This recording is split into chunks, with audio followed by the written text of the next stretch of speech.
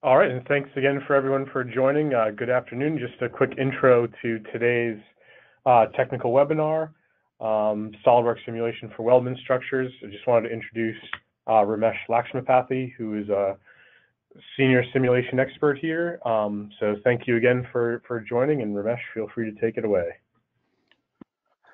Perfect. Thanks, Mike. Welcome, everyone, and thanks for joining us today.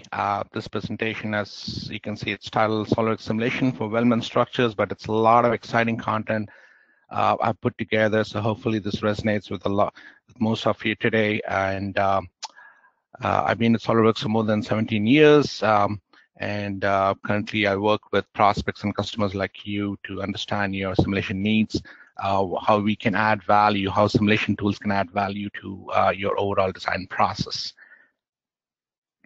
A couple of housekeeping items. The GoToWebinar should have automatically muted your microphones. If not, just so we make sure background noise is eliminated, please go ahead and make sure that your microphones are muted.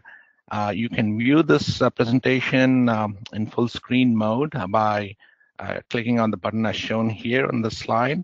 One of the most important aspects of this presentation is for you to ask us questions.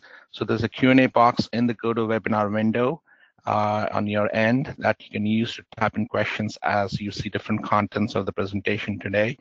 And I'll be more than happy to answer those questions at the end of the presentation. If I don't get to your question in the time frame we have today, I promise I'll get to you offline via email or a phone call. So in the design of weldment assemblies, typically we are talking about the requirement of different types of geometries, such as weldment profiles or sheet metal or thick chunky solids working together to form the framework of the design, as you can see as illustrated in these two examples. So to make the most out of the design and making sure that you can get your products out to market faster, it makes absolute sense when you're dealing with large-scale assemblies such as these ones to be able to design as well as simulate side by side in an integrated environment. Sandhill Corporation is a SOLIDWORKS customer based in Canada. And just like most of you, they design, let's say, these huge weldment assemblies, housing large-scale structures, as you can see, as illustrated in this particular picture. Some of the key challenges they had was, just like you and the industry that you're in, being able to shorten delivery times and lower development costs and reduce scrap, which really required a process of designing and being able to test the design's performance. And we'll come back later and see how the SOLIDWORKS solutions help Sandhill Corporation address some of these business as well as engineering challenges. So as you saw one of the examples earlier, we're going to take that example and I'm going to showcase SOLIDWORKS simulation in action on this example of the skid platform assembly. Now for simulation purposes, as you can see, we're going to isolate the platform itself and analyze it for maybe strength, maybe for addressing the vibration issues and so on.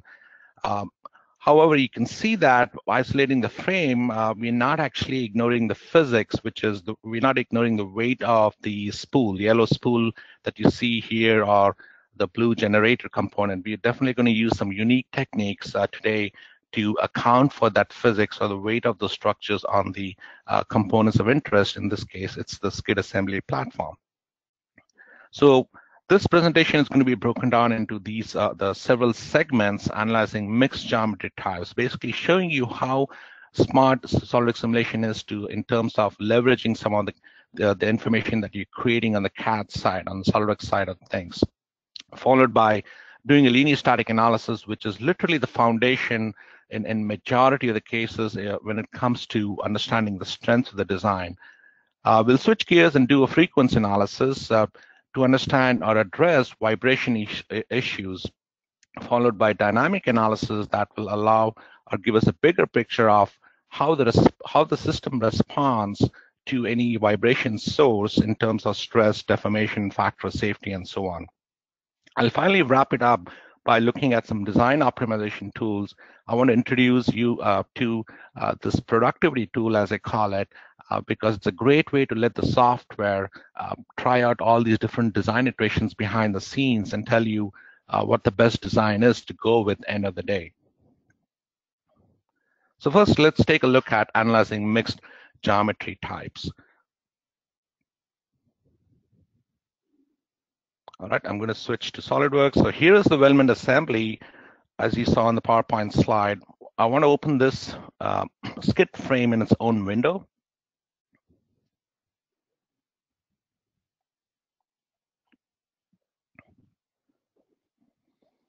So I'm going to actually use this part file to do or illustrate all of the different analysis of the performance types that SolidWorks Simulation supports. So the first type is really looking at how SolidWorks Simulation looks at the geometry creation. So here is, the skid assembly comprises of weldment profiles, sheet metal, and so on. So bottom line is I can switch to a configuration that is a little bit more simplified for simulation purposes. But really everything starts off with what we call as a study. So I'm going to go ahead and create a new study. And let's call this as Weldment Iteration 1. And I'm going to choose the type of analysis as static analysis. As you can see, depending upon the level of performance that you're trying to establish in your design, you can choose static analysis or maybe a frequency analysis or one of the other types of analysis depending upon the needs of what your design's performance evaluation criteria might look like. Now, what I want you to watch closely is when I go ahead and click OK, the program goes ahead and behind the scenes looks at how the geometry was actually created in SolidWorks and tries to smartly use that geometry representation for simulation purposes. So for example, I have these lugs at the four corners that are going to be meshed with solid elements. And I have the sheet metal platform that the program knows that the best way to represent that geometry for simulation purposes is using shell elements. I have all these weldment profiles that the program knows that the best way to represent that for simulation is to use beam elements. So the program actually does a fantastic job of identifying what is the best representation of geometry for simulation purposes. However, as a user, I can go ahead and change that representation if needed. So the program tries to help us out initially, but as a user, we have complete control over how exactly a simulation needs to be done and how the geometry needs to be represented for simulation purposes. And one of the nice things about SolidWorks Simulation is while dealing with weldment profile, it automatically identifies all these what we call as joint groups. And these spherical balls that you're seeing here are nothing but the attachment points where two or more weldment profiles might actually come and meet each other.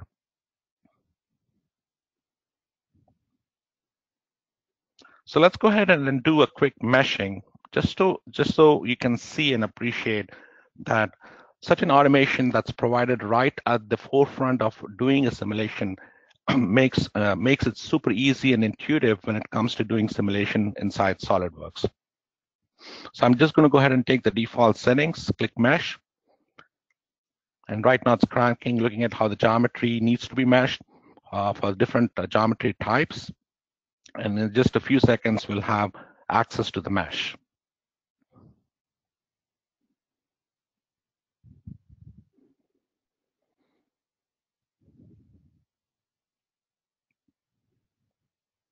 So you can see how the meshing process is super fast, just because it smartly use the different meshing techniques to represent each individual geometry components.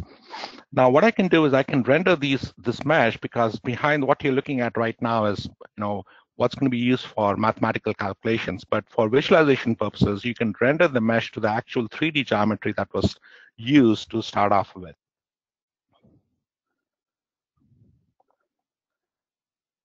So just to recap that segment, it was a short segment, but just to recap what you saw, SolidWorks Simulation really provides you the basis for creating an automated simulation setup, and then being able to represent that with the appropriate meshing techniques obviously results in faster results and most approximate geometry, representation of the geometry itself.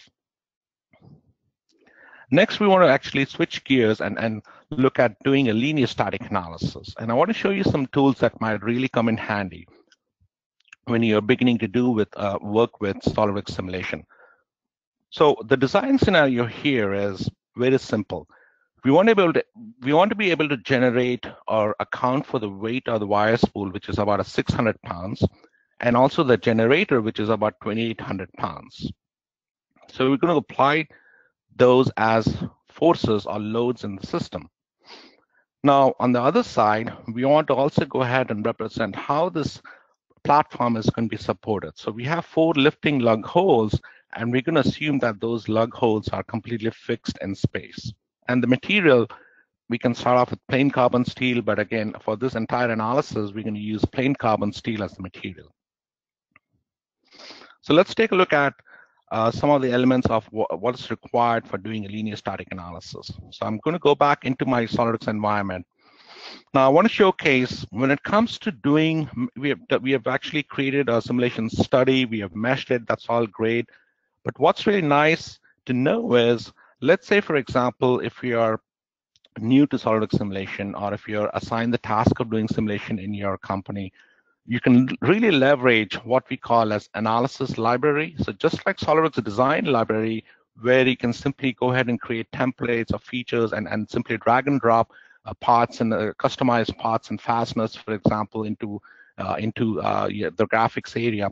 The same workflow or the concept holds true for while doing simulation. So I have this analysis library. It's just the name of the folder. You can actually have your own folder names. But I have this analysis library for the skid assembly that consists of some of the set of requirements. So let's say across multiple designs that you're dealing with on a day-to-day basis, or maybe different revisions of the same design, you're required to do analysis. You want to be able to be consistent in terms of loading, in terms of how you use fixtures and so on. So this can serve as a great template where multiple designers and engineers across departments can actually reuse the same information as per design guidelines when it comes to doing simulation. So what this means is I can simply go here in my task pane. I have a platform support fixture, which I can simply drag and drop. And what happens is on the left side, you have the property manager open up for that particular type of fixture. All I have to do is resolve the geometry selection. So here I know that I need to go ahead and fix the faces of those lug holes. So I'm just going to go ahead and grab those faces. And there you go. So I have all the 4 faces selected. All I have to do is OK this fixture dialog box, and I'm all set. Next, I want to apply some loads. All right, so I can go back into my analysis library or analysis library folder and then simply drag and drop. Let's say I want to account for the platform weight. So simple drag and drop operation. The program knows what exactly what type of feature you're trying to use for simulation. Opens up the dialog box. Here I want to account for the self weight of the platform itself. I'm just going to go ahead and click OK. Then next I'm going to go ahead and drag and drop the spool weight analysis feature, and it opens up what is called as a remote load feature. So you probably have noticed that we don't have the spool geometry for the simulation. However, we want to account for the weight of the spool on the rest of the assembly. So remote loads are a great way, really a special technique that allows to simplify assembly analysis. All I have to do here is select my sheet metal surfaces where I want to distribute the weight, and basically go ahead and select a coordinate system. So I do have a coordinate system that I created to represent the center of mass of the spool. So all I have to do is grab that coordinate system, and you can see that's highlighted in the graphics area. And the magnitude of loading is already defined. So I don't have to go around looking for or asking people what that magnitude should be, because this is straight off a template feature I'm using. All I have to do is click OK, and that's it. So again, real simple ways to utilize what's available in terms of this library features. And the question might be, how do I create these library features? So every time you create like a fixture or any of the loading or meshing, whatever the pre-processing inputs might look like, all you have to do is right mouse click on that and select add to library, and that brings up a dialog box that you can use to store that information about on that particular simulation feature in a particular folder of interest. And then, so you have to do it once, and that could be your engineering manager or systems analyst in your company that can create all these templates for you, put it in a certain location, and then all you have to do as the person assigned to do simulation is simply drag and drop and resolve your geometry selections. So in the interest of time, I would actually go ahead and switch to a study that already has been run, and some of the results of interest could be things like looking at factor safety, overall displacement, and so on. So again, this is my feature tree for simulation. I have my loading defined, I have my fixtures defined, I've meshed it, and I've run the analysis. So I can look at things like maybe factor safety. So let's say for this baseline design, the factor safety is going to be really critical to understand. So that's about a 3.01. So minimum factor safety is the number I'm after. So it tells me that the strength in this design is at least a 3.0. So that's looking pretty good. I'm also interested in understanding what the maximum displacement of the structure might be. So I can simply go ahead and click on the displacement plot, and that's about a 0.09 inches of displacement. So that also looks pretty good. However, maybe 0.09, I'm looking at ways, and we'll see later on how we can use or redesign this Weldment platform to bring down that displacement as well as increase on that factor of safety.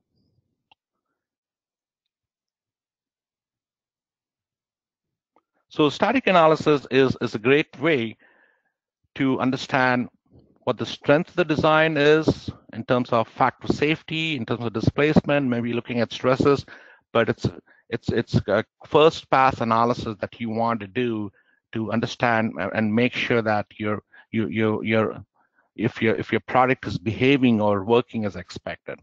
Now, what I want to do next is introduce you to Load Case Manager. Load Case Manager is really an extension to the analysis that we just saw, because a lot of times in oil and gas industry or maybe in construction industries, there might be a requirement to satisfy a regulatory standard such as an AISC or ASME standards, and in this that might actually require or call for combination of multiple load cases. So in this case, for example, we've seen that the loads are nothing but accounting for the self weight of the platform plus the spool weight and also the generator weight. Now, there could be a requirement to simulate the primary, these are primary load cases, and Load Case Manager can actually help you with the single setup. Using the Load Case Manager, you can actually simulate not only the primary load cases, but also a combination of those load cases. And then you can also track results or request for results, specific results of interest. For example, you might be wanting to look at what's happening in the beams in terms of stresses, in terms of axial stresses, maybe bending stresses. You might be wanting to look at the overall displacement in the model or a factor of safety. So all you have to do is, using the Load Case Manager, specify what your load case combinations are, run the Load Case Manager, and look at some key results. So here is actually a quick video illustrating the same concept. So we saw linear static analysis set up. All I have to do now is, once I specify the load, use the Load Case Manager, which is a single stop for specifying all the load case combinations. So we have these primary load cases: gravity, the spool weight, the generator weight. What's really neat about the primary load cases, you can control what you want to suppress, what you want to unsuppress in a particular scenario. Then you have these load case combinations that allows you to combine the primary load cases in a certain mathematical fashion. What's neat here is there are built-in functions to help you simulate very complex loading scenarios or load case combinations. And then I can request what type of results I want to track and simply invoke the Load Case Manager. This will take about a few seconds to run, but it's a great way to extend or complement even if you're doing simple linear static analysis or frequency analysis and so on.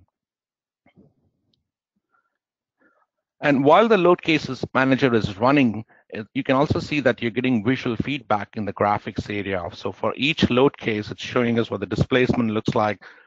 Current displacement is showing the resultant displacement on the overall system.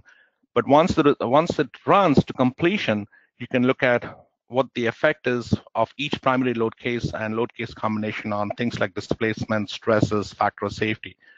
End of the day, the nice thing about load case manager is it comes with a reporting tool. So you can document all these load case combinations, the problem setup, the meshing, mesh settings that you use, and the overall load case scenarios that you ran. So you can document all that using the reporting tool.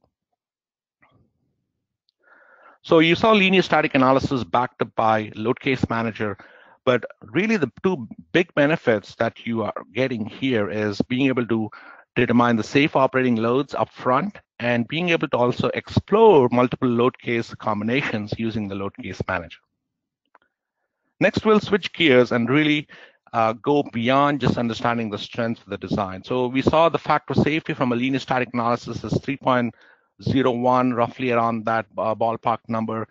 But is that good enough to make sure the design is indeed going to work in the field, right? A lot of times the loads can be vibrational in nature and can cause catastrophic failure. So everything starts to address that aspect of the performance.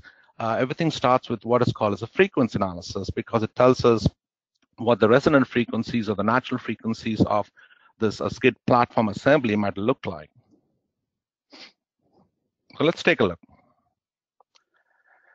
So to do frequency analysis, the workflow process is exactly the same. So you start off with the same study concept. We saw that for linear static analysis, but again, here I can start off with the study. All I have to do is choose a type of study as frequency, and I'm all set. So the workflow, whether you're doing linear static analysis or frequency analysis, and later on you'll see when we dive into dynamic analysis, the workflow remains exactly the same. It's consistent across the board when it comes to pre-processing and post-processing.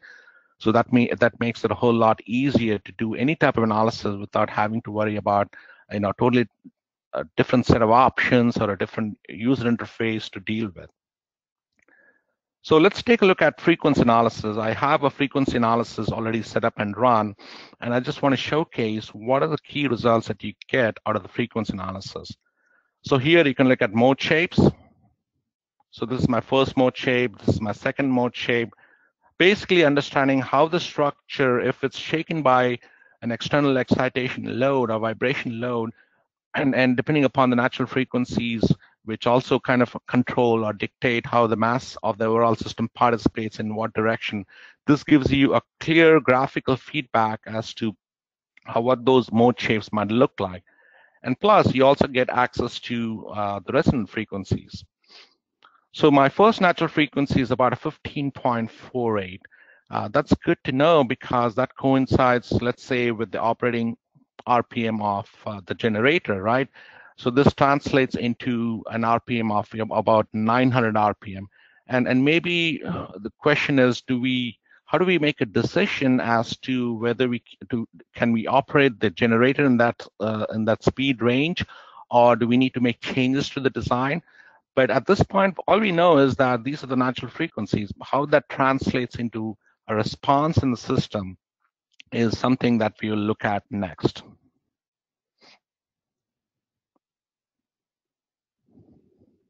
So bottom line is frequency analysis. It's a quick, easy way to address vibration issues, concerns, and make sure that we take care of those issues upfront in the design cycle.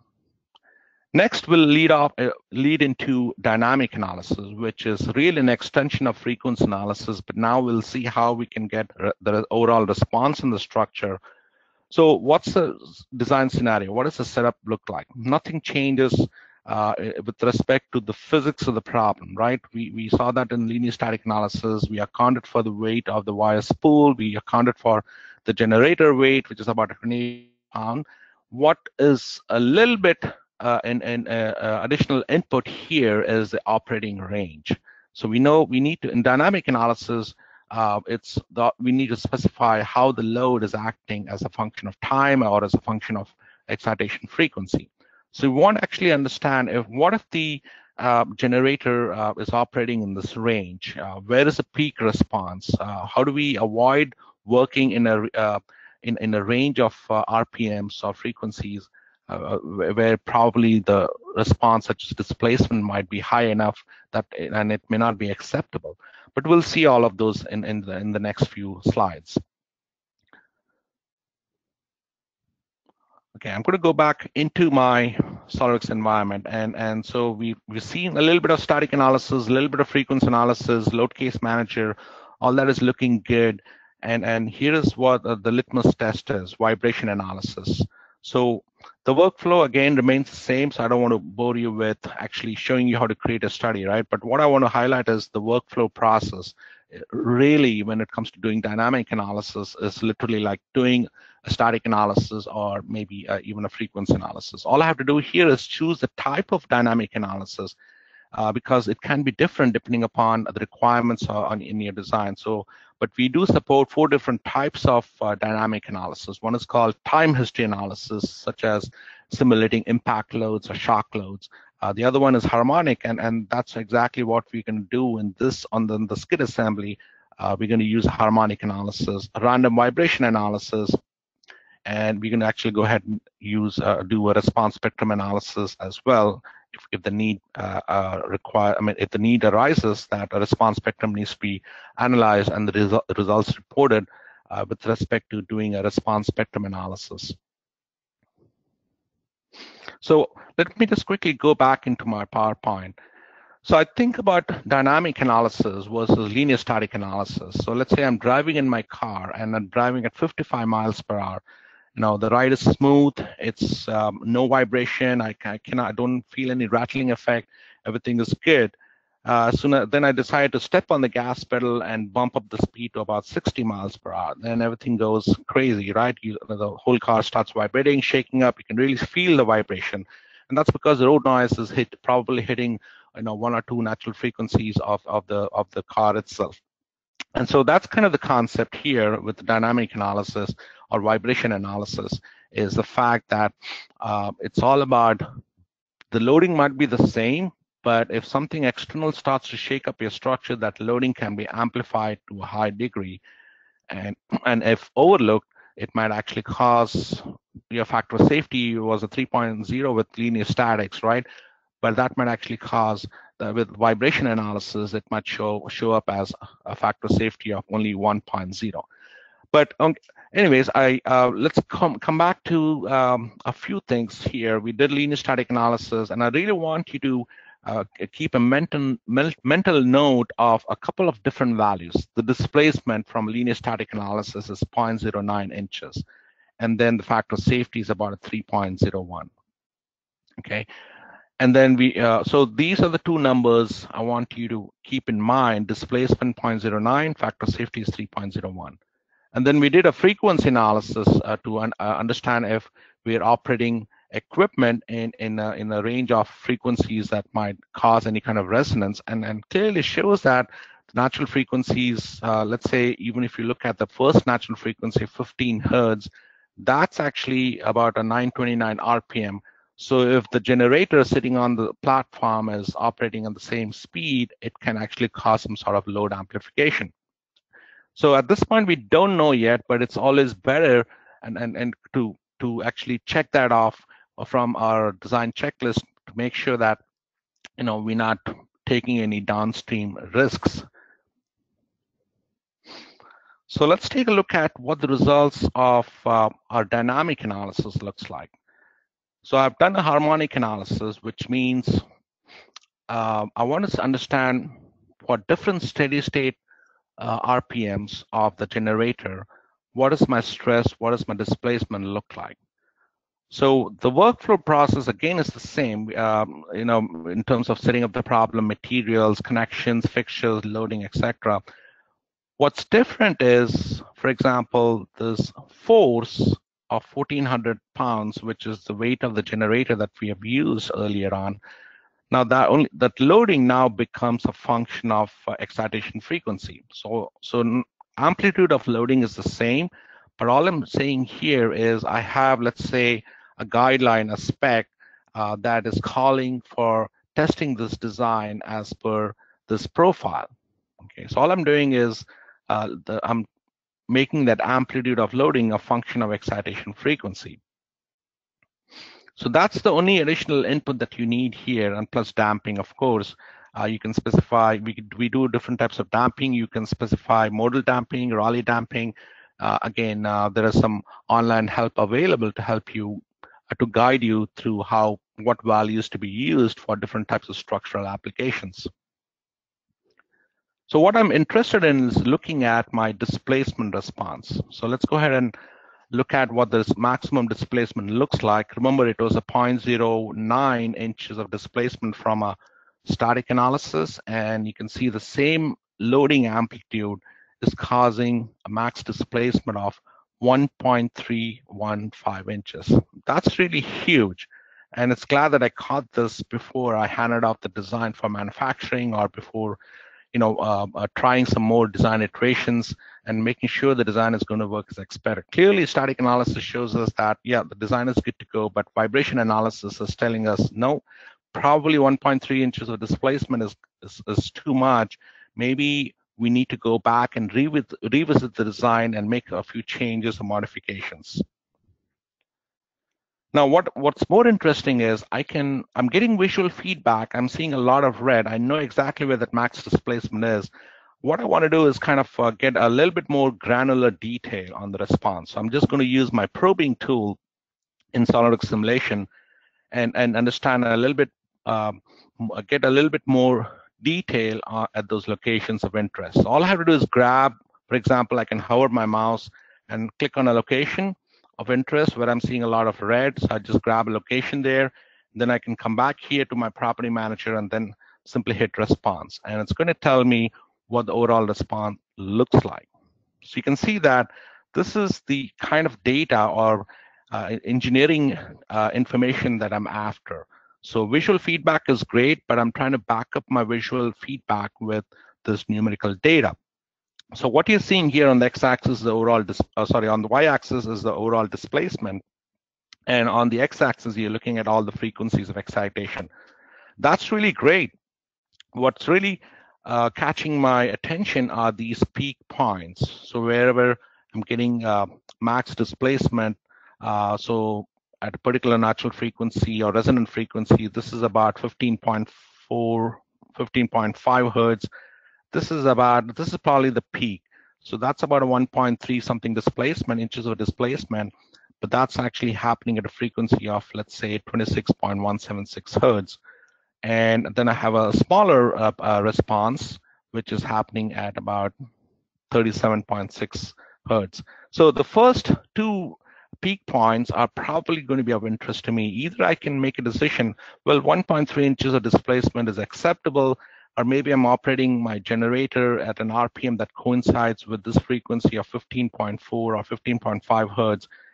But maybe I'm looking at ways of improving the design, or at least trying out different flavors or iterations in my design before I make any conclusions. So this data really gives me the path forward as to what kind of design iterations might I want to do. Maybe I want to bump up the natural frequency. Maybe the generator is operating at 15 hertz, and I want to see if I can offset my first natural frequency of my platform to a little bit higher value by making some design changes. So bottom line is, just to recap what you've seen, is a quick overview of dynamic analysis, vibration analysis. So we saw how with vibration analysis, the maximum displacement really gets amplified given everything else remains exactly the same. It's about 1.315 inches. And then using the data or the plot, XY plot, we can easily identify what's the critical range of operation, make some decisions if I want to continue operating my generator in that range, or do I need to keep it outside the danger zone, or maybe it's not an option to to change the operating speed. So then I have to go back and revisit my design and see what changes I can make. But this is the information I need. This is the basis for me to take the next steps. But dynamic analysis gets me there pretty quickly. Bottom line is, with dynamic analysis, you can really paint a bigger picture, a full picture, predict the worst case condition of performance. And usually, like I said before, a vibration could be, if it's overlooked, it might actually end up causing catastrophic failure on the designs. But at the same time, you saw how the workflow is exactly the same, right? It's just that we made that loading a function of excitation frequency. But that's the only additional input required, and that's the difference between doing a linear static analysis and a dynamic analysis in SolidWorks simulation. The last thing is we as so far we have talked about, okay, the performance.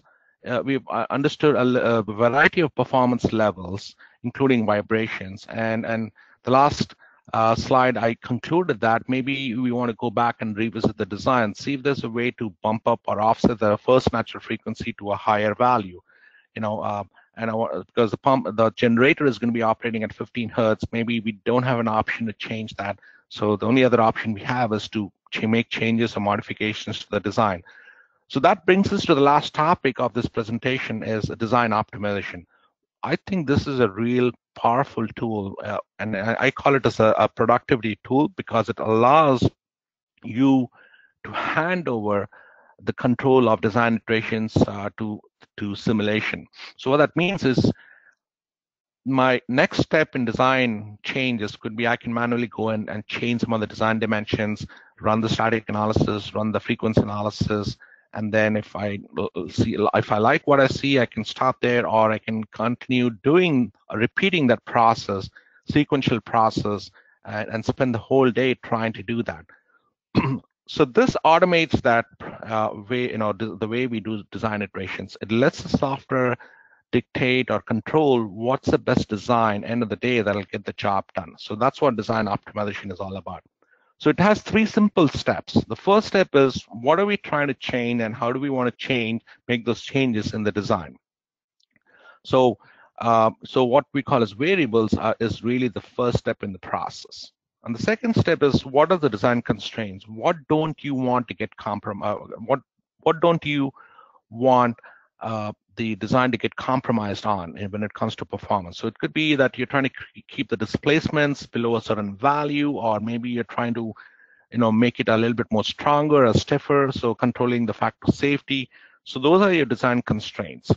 And the last step is really the objective. What's the end goal? Are you trying to lightweight the design? Are you trying to maximize the first natural frequency or the second natural frequency, and so on? So those are the 3 simple steps of optimization. Now, coming back to a skid assembly, what are some of the dimensions that we want to change? So for example, I want to see if I can play around with the angle weldment vertical location. So that's driven by a SolidWorks dimension. And I'm thinking, my logical thinking process here is that if I offset that location as high as possible, I'm obviously offsetting or chaining the center of mass distribution in the system. And we saw that right at the top of this vertical weldment, we had the highest displacement. So I'm thinking, maybe if I redistribute the mass in the system by pushing this guy all the way, or at least closer to the top, I can probably mitigate some of that displacement effect. So maybe that's a dimension I want to go with. The other dimension I want to see a change or try out is chaining the location of the vertical weldment on the sheet metal bed. So I want to see how far can I place it out, and what's the minimum distance I need to maintain from one end and the other end. But I want the software to tell me what's the best location of that vertical weldment. So there are 2 dimensions that makes sense to me when it comes to letting the software drive those dimensions, telling me what the best option is to go with. So what I do is I take that information and plug that into my optimization study. So let's take a look at how it actually works. So here's my optimization study. 3 simple steps as we discussed in the PowerPoint. So here I'm chaining the angle bracket placement, vertical placement. And let me just try to resize this.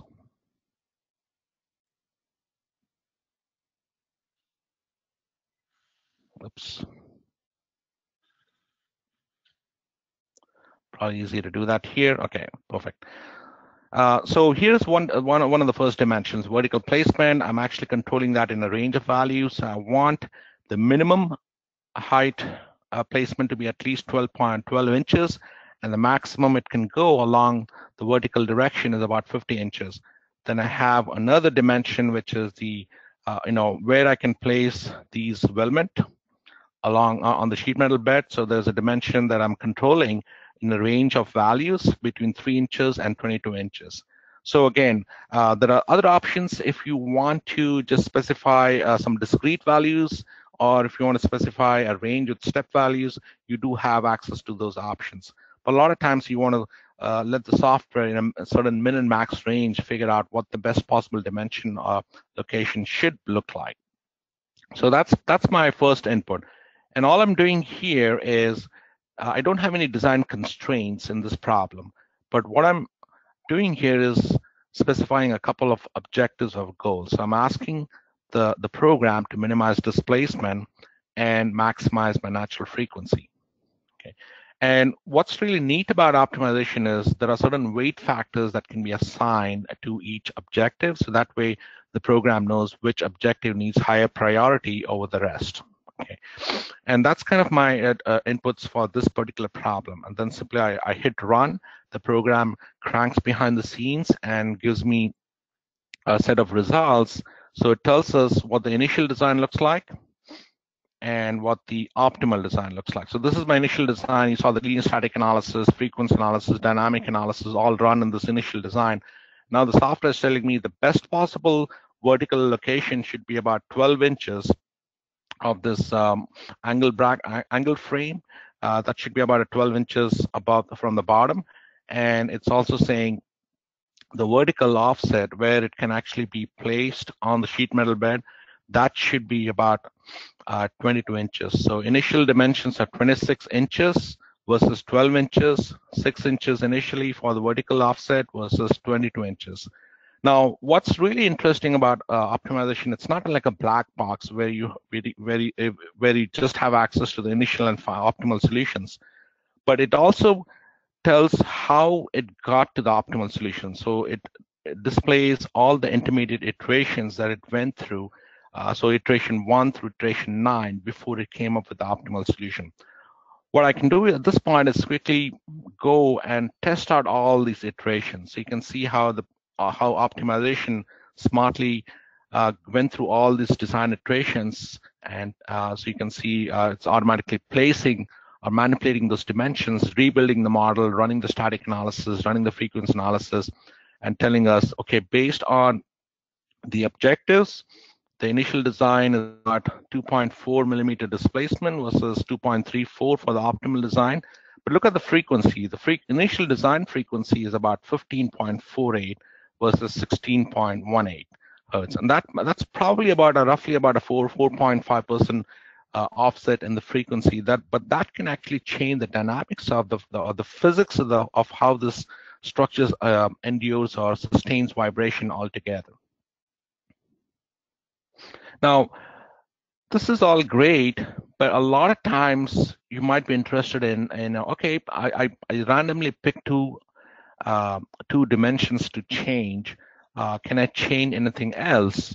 Well, I just want to quickly touch base on this one. So when it comes to controlling or what you want to change, it's not just the model dimensions that you can factor into your optimization study, but you can also go ahead and control a lot of simulation type of data and even material choices. So there are a lot of other additional options you can plug in and play together other than just design dimensions. So keep that in mind. But what I want to wrap this segment with is looking at how sensitive is the response to these two design dimensions. So I can create a local trend plot of, for example, how the vertical dimension offset, how that is a function of my displacement or frequency. And you can see that the vertical placement, that's basically where we are positioning the vertical beam or the profile along the sheet metal bed. That dimension, you can see that as it's increasing, it goes up and then it comes down, the overall displacement. So this dimension is pretty sensitive to the overall performance that you're after, in this case, overall displacement.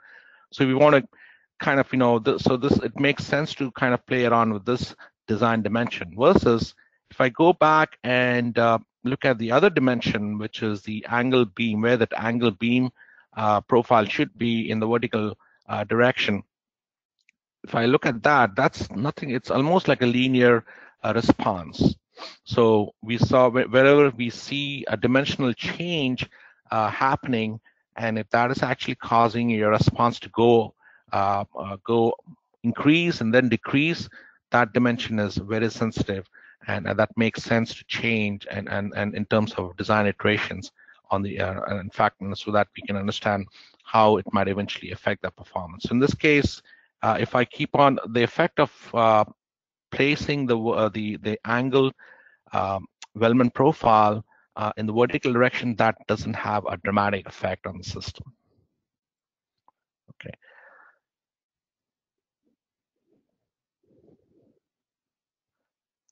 So bottom line is design optimization tools is a great way to reduce physical prototyping. And you saw that in action, a macro level overview of what inputs are required and how it can actually be used to automate your design iteration process based on a performance that you're after. So you saw several things today in this presentation. I may not have covered some of the things that you're hoping I would cover today. I'm more than happy to have an offline discussion, but feel free to ask questions. I'm going to wrap up the presentation, and then I'm going to get to the Q&A session in just a few minutes. So you saw analyzing mixed geometry types. Well, it's a great way for letting the program know how to auto detect the geometry and really taking that guesswork out as to how to best represent the geometry for simulation purposes. You saw linear static analysis in action. It's a quick, easy way to verify operating loads. And also you saw the load case manager, which is a great way to simulate your load case combination requirements. Frequency analysis really lays down the foundation and tells if vibration issues are going to arise in the field, and then you can address those vibration issues by doing a dynamic analysis to get the response in the system. And finally, we saw optimization tools, which is a great way to think about reducing physical prototyping. Instead of making 10 different prototypes, this is a tool that you can use to condense that to maybe 3 or 4 prototypes. So it can save you time and money. So coming back to Sandhill Corporation, how did SOLIDWORKS Solutions actually help them address some of these challenges? You can see that they were able to reduce the delivery time to market by about 40%. The R&D costs, again, that resulted in a 25% decrease in when it came to the cost side of things, and being able to reduce the scrap by about 50%. So this is a quote from their manager, Jeff Spence. What we used to achieve by modifying a physical prototype, now it can be done virtually, which is really, you're not, if something doesn't work on your computer, you have nothing to lose, right? You can always learn. And that's the whole idea of using SOLIDWORKS Simulation, is you're getting more data up front in the design process. The more data you get, the more informed decisions you can make so that you can mitigate or minimize the downstream risks in the design cycle. To wrap it up in terms of how the tool might actually benefit you as a SOLIDWORKS user and the overall company, is really think about it as a means to shorten design cycles. Again, it doesn't actually eliminate prototyping altogether, but it definitely helps to compress or condense the number of prototypes that you have to make otherwise. Reduce the development cost, and lastly, it's a great way to improve product quality because you're testing for performance. You're not only designing, you're testing the design for its performance upfront, making changes, making improvements, and probably getting out a product out to market that actually has a competitive edge as well. So what I want you to take away is being able to go ahead and try a few things, right? You saw the presentation today on SolidWorks Simulation, but if you want to test drive the product, you can go ahead and do it online. And if you have a smartphone with a QR reader, you can just point the QR reader on your screens and scan the code shown here on the right side. It'll take you to the website, or you can bookmark that website. And we'll send you all this information in a follow-up email with a recording to this webinar as well. So if you can do it right now, great. If not, no worries. You'll have the information in a few days via email. You can either test drive or learn more about SolidWorks Simulation. We have a wealth of information available on the website where you can go ahead and learn more about the solutions. Or if you just want to sit back, relax, and watch some of the recorded webinars on not just SolidWorks Simulation, but the entire portfolio, the suite of SolidWorks solutions that's offered, you can go and go to this website and bookmark it and watch all the cool presentations, webcasts to learn more about the rest of the SolidWorks solutions as well. So with that, thank you. You can visit our website at solidworks.com, or you can contact your local SolidWorks reseller for more information. We're also on social media, so the Facebook, LinkedIn, Twitter. You can take a snapshot of this and then go visit our social media pages as well to learn more about SolidWorks and SolidWorks solutions.